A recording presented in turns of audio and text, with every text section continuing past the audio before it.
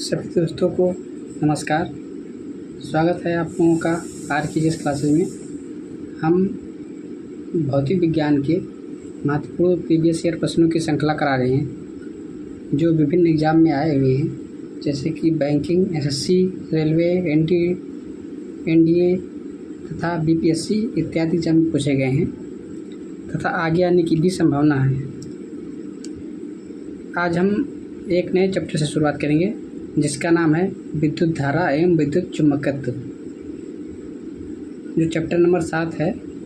तो आइए देखते हैं आज का पहला क्वेश्चन क्या कहता है। फैराडे स्थिरांक यानी जो फैराडे स्थिरांक है वो क्या है। पहला है इलेक्ट्रोलाइट की मात्रा पर निर्भर करता है। बी है इलेक्ट्रोलाइट में पारित विद्युत धारा पर निर्भर करता है। सी है विलायक के आयन पर निर्भर करता है जिसमें इलेक्ट्रोलाइट घोला गया है। डी है सार्वभौमिक स्थिरांक है। ई है उपरोक्त में से कोई नहीं और उपरोक्त में से एक से अधिक। तो क्वेश्चन नंबर पहला का जो राइट आंसर हो जाएगा वो हो जाएगा जो फैराडे स्थिरांक होता है वो होता है सार्वभौमिक स्थिरांक। तो पहला का जो राइट आंसर हो जाएगा वो हो जाएगा आंसर नंबर डी। ये क्वेश्चन BPSC प्री 2020 में पूछा गया क्वेश्चन है। आइए देखते हैं क्वेश्चन नंबर 2।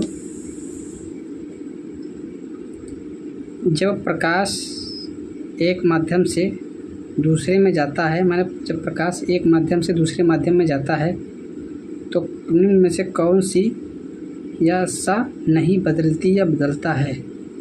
पहला है वेग या गति। बी है तरंगदैर्घ्य। सी है आवृत्ति। डी है अपवर्तनांक और ई है उपरोक्त में से कोई नहीं और उपरोक्त में से एक से अधिक। ये भी क्वेश्चन BPSC प्री 2020 में पूछा गया क्वेश्चन है। तो क्वेश्चन नंबर 2 का जो राइट आंसर हो जाएगा वो हो जाएगा आवृत्ति। यानी जो आवृत्ति है वो जब प्रकाश एक माध्यम से दूसरे माध्यम में जाता है तो आवृत्ति नहीं बदलती है। तो 2 का जो राइट आंसर हो जाएगा वो हो जाएगा आंसर नंबर सी। आइए देखते हैं क्वेश्चन नंबर 3 की तरफ। विद्युत चुम्बकीय तरंगों का वेग होता है, यानी जो विद्युत चुम्बकीय तरंगे हैं उनका वेग कितना होता है। पहला है 3 × 10⁸ मीटर प्रति सेकंड। बी है 3 × 10⁶ मीटर प्रति सेकंड। बी है 3 × 10⁷ मीटर प्रति सेकंड -1। डी है 3 × 10⁵ मीटर प्रति सेकंड की घात -1। और ई है उपरोक्त में से कोई नहीं, उपरोक्त में से एक से अधिक। तो क्वेश्चन नंबर 3 का जो राइट आंसर हो जाएगा वो हो जाएगा 3 × 10⁸ मीटर प्रति सेकंड की घात -1। यानी 3 का जो राइट आंसर हो जाएगा आंसर नंबर ए हो जाएगा। आइए देखते हैं क्वेश्चन नंबर 4 की तरफ। विद्युत धारा किस उपकरण से मापी जाती है, यानी जो विद्युत धारा है वो किस उपकरण से मापी जाती है। पहला है वोल्ट मीटर। बी है एमीटर। सी है वोल्टामीटर। डी है पोटेंशियोमीटर। ई है उपरोक्त में से कोई नहीं, उपरोक्त में से एक से अधिक। ये भी क्वेश्चन BPSC प्री 2019 में आया हुआ क्वेश्चन है।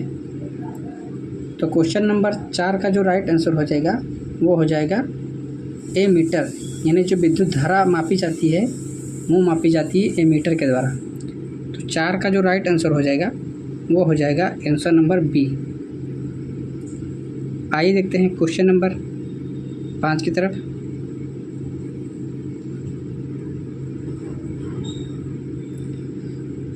विद्युत शक्ति की इकाई है, यानी जो विद्युत शक्ति है ये किसकी इकाई है। पहला है एम्पियर की। बी है वोल्ट की। सी है कूलाम की। डी है वाट की। ई है उपरोक्त में से कोई नहीं, और उपरोक्त में से एक से अधिक। ये भी क्वेश्चन बीपीएससी प्री 2019 में पूछा गया क्वेश्चन है। तो क्वेश्चन नंबर 5 का जो राइट आंसर हो जाएगा, जो विद्युत शक्ति की इकाई होती है वो होती है वाट। तो 5 का राइट आंसर हो जाएगा आंसर नंबर डी। आइए देखते हैं क्वेश्चन नंबर 6। कॉपर के एक तार की त्रिज्या r तथा लंबाई l है, इसका प्रतिरोध r है। यदि कॉपर की किसी अन्य तार की त्रिज्या 2r तथा लंबाई l/2 हो तो तार का प्रतिरोध होगा। पहला है r होगा, b है 2r होगा, c है r/4 यानी r/4, d है r/8 यानी r/8। ये एनडीए 2019 में पूछा गया क्वेश्चन है।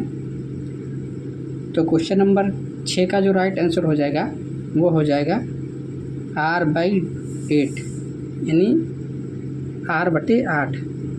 तो 6 का राइट आंसर हो जाएगा आंसर नंबर डी। आइए देखते हैं क्वेश्चन नंबर 7।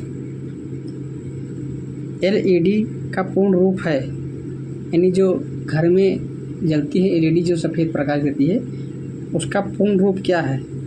पहला है लाइट इमिटिंग डायोड, बी है लाइट इमिटिंग डिवाइस, सी है लाइट इनहांसिंग डिवाइस, डी है लाइट इनहांसिंग डायोड। ये भी क्वेश्चन एनडीए 2018 में पूछा गया क्वेश्चन है। तो क्वेश्चन नंबर 7 का जो राइट आंसर हो जाएगा वो हो जाएगा लाइट इमिटिंग डायोड, यानी जो LED का जो पूर्ण रूप है वो हो जाएगा लाइट इमिटिंग डायोड। यानी 7 का जो राइट आंसर हो जाएगा वो हो जाएगा आंसर नंबर ए। तो आज के लिए इतना ही। आप लोग वीडियो को पूरा देखिए तथा लाइक कीजिए और चैनल को सब्सक्राइब कीजिए।